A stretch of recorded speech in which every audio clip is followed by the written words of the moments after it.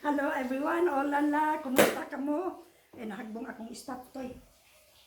Kumusta? Kumusta? Today I'm going to share with you life without gallbladder, no? So, tingali daghan kayo ang makuratan ni anak kun unsa ba magpa-opera ba sa ilang gallstone tungod kay wala nay gallbladder. So, ang akong i-recommend nga please ug do na moy gallstone. Of course, gallbladder disease, kanang gallstone man ginang iya kay kung gihan kay na siya magama og bato ni Darna, ipakuha gyud na. Dili gyud ta muhulat anang FPJ, no? Kanang fever, pain ug jaundice. Kay usually mao kanay mahitabo kun kuan kita kanang mag gallstone complication niya, no? So ipakuha na ay lang kahadlok kay simple iyang operation, although general anesthesia ang ato ang mahiaguman. Pero simple kayo. Gioperahan ko sugod 9 AM, pagka 12 sa udto, dito na ko sa ako ang room. Inana lang siya ka dali, no? And then, okay ra gyud kaayo ang ako ang kinabuhi karon without the gallbladder. Wala na ko ni anang mukutoy ang akong tiyan, muaslo, mga akong ginhawaan, musaka dire mag acid reflux. Wala na nako na siya na experience so far, no? So far. Hopefully magpray pud ko kanunay nga dili lagi ito mubalik kay sila nang kabuhi kanang GERD. Pero mingon ang akong gastro nga lahi ang acid reflux, lahi po ng gallstone. Although paryente na sila sa mga symptoms sa akong naistorya na sa unahan, previous na ko nga videos, no? So, ingon ana, pero after sa akong operation, nawala gyud siya, tanan, no? So, doon ay advantage ka na, kung wala na tay gallbladder, medyo hayahay na ang atong paminaw, dili na panuhuton akong likod, di na po mamugnaw nga akong kuto-kuto, no? So, okay rin gyud kaayo siya. Dayon, makapatuyang na tagkaon bisag unsa pero mag-diet lang gyapon kay manambok puno niya ta, no? As of now, medyo slim pa ko. Sa ako na-obserbahan sa mga tao nga wala na gallbladder, gagmay. Dili mo og gagmay kanang slim ba? Medyo gamay-gamay. So, daghan pong ganahan, no? Kay daghan man pong ganahan nga maniwang. So, ingon na. Pero wala ko mag-ingon nga gusto mong maniwang ipakuha yung gallbladder. Ayaw po, no? Kung wala lang siya bato, okay ra na siya. Pero kung naa siya bato, ipakuha yun diretso. Ayaw mo pag kaduk-kaduk nga, ay hilison rani, kay mahilis tingali na siya, pero magama na po na siya laing bato. So, kung gihan yun magama og bato, kanang ato ang gallbladder. Labi na og medyo fat kita gamay, kanang bitang tamsi. Tambok pero sexy. Dali na siya mo form of gallstone. So, ipakuha lang siya kay umaabtan ta na sa FPJ na kapoy kayo. FPJ. Fever, pain, jaundice. Muna FPJ, matud pa ni Doc Willie, no? So, mauna siya ang atong likayan. Dili ta muhulat nga moabutan ni anang panahon nga bisitaan na ta ni FPJ, no? Kay kuan na kay na, grabe na kay na. So ipatangtang diretso. See your surgeon and your gastro. Kay ako ang nag-cleared sa ako gastro, ang nag-opera, of course, surgeon, no? Okay naman po ang bayad. Open surgery, medyo cheaper kaysa explore lap tingali, no? And then gamay naman sa ang hiwa, murag 2 inches lang, inana lang kadako, no? Inana ba ng 2 inches? Basta kay 2 inches lang, then okay rin kay siya, no? Wagay problema. Walay problema, unya still we can live normally without gallbladder.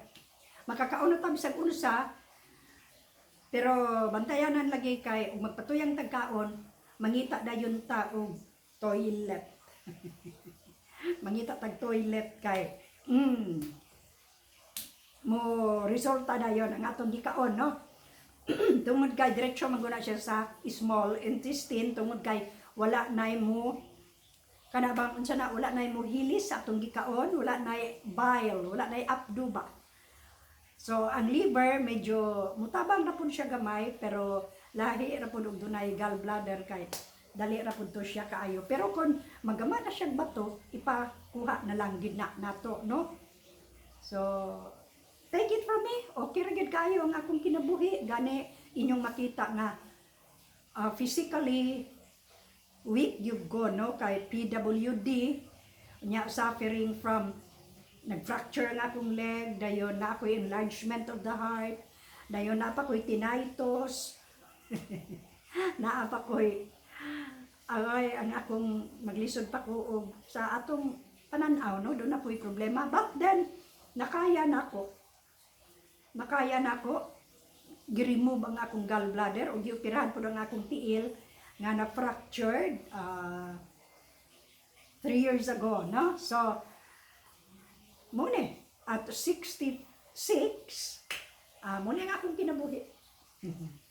Dayon magamatag laing video bahin anang after effect sa anesthesia, no? Anesthesia. Kaya aron ma-share pud nako aron ang mga tawo nga dunay scheduled nga operation sa gallbladder, dunay ideya na mao dinay bation, dili ra pud ta ingon og mahadlok, no? So this is it.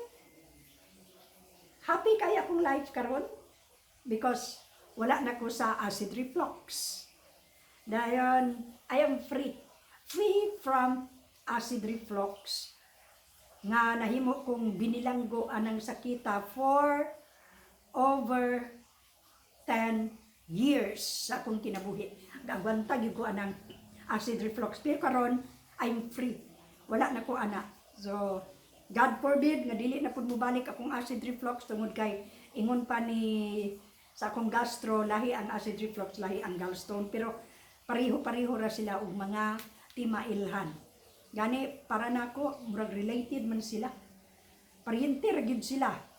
Kay nawala nang akong gallbladder tungod kay wala na stone, ang akong gallbladder gitanggal, nawala na sad ang akong kabuhi. Gani before dali mamugnaw akong likod ug kanang ako ang kuto-kuto, pero karon dili na, no? Dili na. So I'm happy to share with you nga ayaw mo kakulba anang gallbladder surgery kay okay ra gid kaayo siya. Dili lang ta mahadlok. Tingali ang ato lang kadlukan og naabatay kwarta. Pero di naman pud kaayo siya expensive, no? Ang akong gasto less than 50,000 sa operation sa surgeon, no?